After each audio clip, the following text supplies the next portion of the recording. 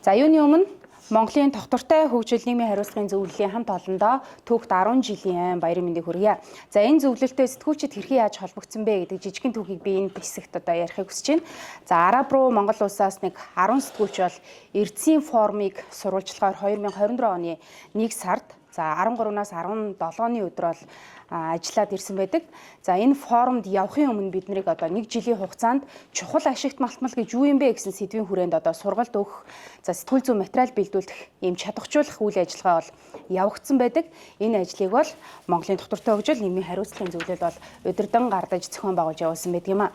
За дэлхийд даяараа чухал эрдэсийн төлөөх энэ эрдэс баялагын төлөөх одоо олборлолт, нийлүүлэлтийн гинжин хэлхийг хэрхэн яаж бий болгох, за энэ гол өрсөлдөөн, за нөгөө талдаа хамтын ажиллагаанууд бол өрнөж байгаа.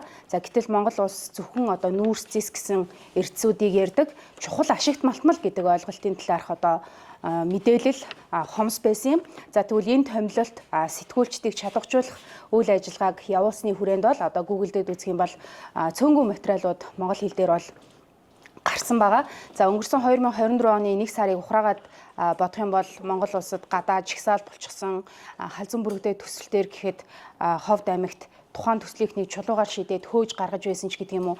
Манай нийгмийн амьдрал, эдийн засгийн амьдрал тийм таагүй үед бид нар одоо Арабад маш том хэмжээний форумыг ингээд дэрэгдээс нь сурвалжлаад дэлхийн анхаарал, дэлхийн эдийн засаг, дэлхийн мөнгөний урсгал хаашаа чиглэж байгаа юм бэ гэсэн энэ мэдээллийг яг ингээд дэрэгдээс нь авч одоо харж сурвалжилж оролцож чадсан бол цавшаантай үйл явц байсан юм а. Тэгэхээр сэтгүүлчид бол нийгмийнхээ түрүүнд алхах ёстой гэж хүмүүс үздэг. Тэгвэл энэ одоо мэдлэг мэдээлэлтэй байх, нийгмээ ойлгох, за дэлхийн тренд нь хаашаа яваад байгаа юм бэ гэдэг энэ мэдээллийг авсан маш юм чухал томилолт байсан гэж сэтгүүлчийнхээ хувьд харж байна. За Хятад улс бол одоогийн байдлаар чухал ашигт малтмал гэдэг энэ одоо бүтээгдэхүүний хамгийн том олборлогч, за бас үйлдвэрлэгч улс орн байгаа. За тэгвэл дэлхийд даяараа Хятадтай өрсөлдөх буюу бусад одоо бүс нутгуудад чухал ашигт малтмалын төлөөх өрсөлдөөн, за хамтын ажиллагаанууд эрчимтэй явагдаж байгаамаа.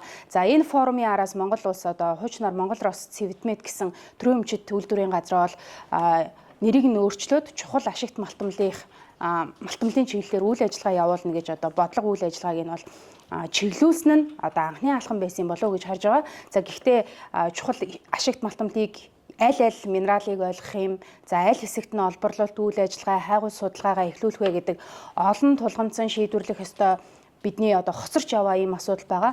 Араб гэхэд одоо 1,000-ыг харьцах нь 50,000-тай масштабын зураг, геологийн илэрцээ онлайнаар ил тавьчихсан байдаг. Энэ нь бол одоо хөрөнгө оруулагчдыг, олборлогчдыг, үйлдвэрлэгчдийг энэ улсад орж ирээд бидний датаг ашиглаад энэ үйлдвэрлэлийг хийгээч гэсэн одоо бодит санал санаачлага байсан. За гэтэл бол Монгол улсад зөвхөн хайж ирээ гэсэн одоо төслийг 2 дахь удаа гацаасан буюу халзан бүрэгдээ төслийнхэн одоо сонсголд орох хэмжээгээр энэ одоо төслийг ойлгохгүй байх, олон нийт таниагүй байх гэсэн ийм олон асуудлуудтай бол бид нүүр тулгарч байна. Тэгэхээр бид нар илүү олуулаа энэ салбарын талаар ойлгож, мэдэх, зөв мэдээллийг авах, за дэлхийн чиг хандлага хаашаа яваад байгаа юм, эдийн засаг нь хаашаа илүү тэмүүлж байна гэсэн энэ мэдрэмж мэдээллийг ард түмэндээ өгөх ажил бол бидний өмнө хүлээгдэж байна. Тэгэхээр энэ ажилд түүчээлэн манлайлан яваа Монголын тогтвортой хөгжил нийгмийн хариуцлагын зөвлөлийн хамт олондоо дахин 10 жилийн баярын мэндийг хүргье.